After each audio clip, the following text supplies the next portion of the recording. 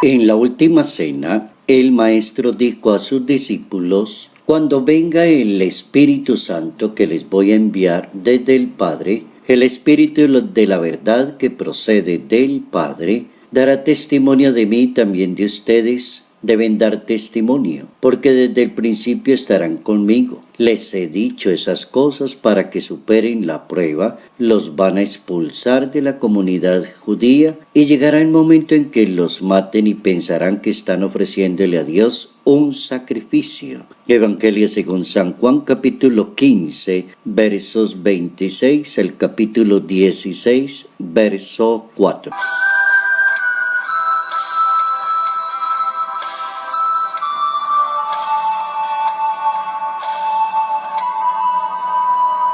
La fe tiene su resonancia en la fidelidad y en la caridad cristiana. Notas amables a la palabra de Dios, lunes 27 de mayo, año 2019.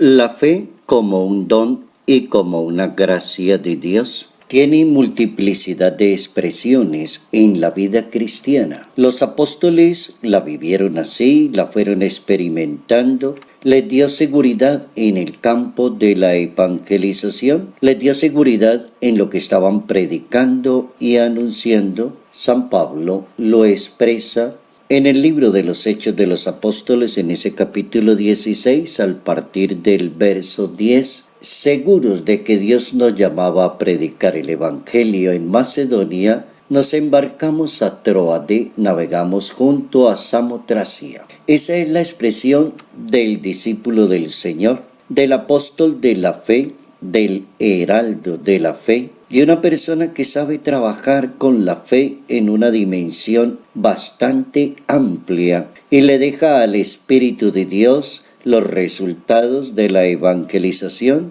del trabajo pastoral, de la dedicación, del sacrificio, de las mismas obras. Lo primero que hace resonancia en la fe es la caridad y la unión, y así lo expresó San Pablo en esa misma carta de los Hechos de los Apóstoles. Y en el mismo capítulo 16 se encontraron una mujer llamada Lidia, negociante de púrpura de la ciudad de Tiatira, y esta mujer los invitó a quedarse a casa. Era una mujer convertida que había aceptado a Dios. Dice San Pablo, puesto que ella nos insistió tanto, nos quedamos en su casa porque quería compartir esa experiencia de fe.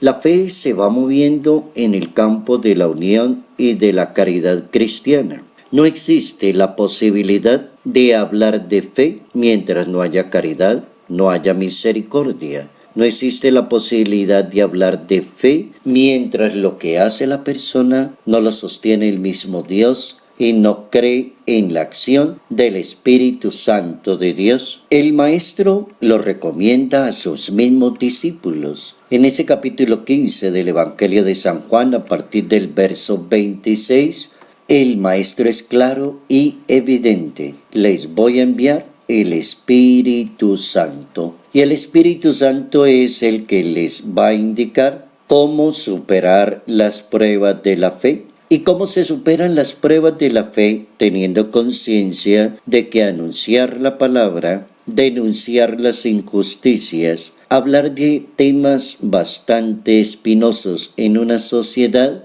va a ser un momento de la prueba del predicador. Y va a ser un momento bastante difícil y complicado mientras la persona no se sostenga en la fidelidad hasta las últimas consecuencias. El Hijo de Dios se sostuvo hasta el final, muere en una cruz y sigue sosteniéndose en el perdón, en la caridad y en la misericordia, que es el ambiente de la fe. Se sostiene en la verdad, y la persona que predica y anuncia la verdad no debe tener miedo a anunciarla ni a decirla, sino estar muy preparado para superar la prueba. Les he dicho estas cosas, dice el Señor, para que superen la prueba. Y les digo estas cosas para que estén muy preparados y actúen de acuerdo a la fe, como es de importante que la fe rompa esquemas tradicionales y que la fe se haga sentir en medio de una sociedad. El Papa Francisco, defendiendo la vida, lograba una gran diferencia hablando del tema del aborto. Y el Papa añadía que era tan importante entenderlo desde un tema tan humano como un tema religioso y de orden divino. Y es un tema tan humano que es el capricho de la persona, el abuso mismo de la persona de quitarle la vida a otro ser. De propiamente, decía el Papa, como contratar a un asesino para que se encargue de esa situación.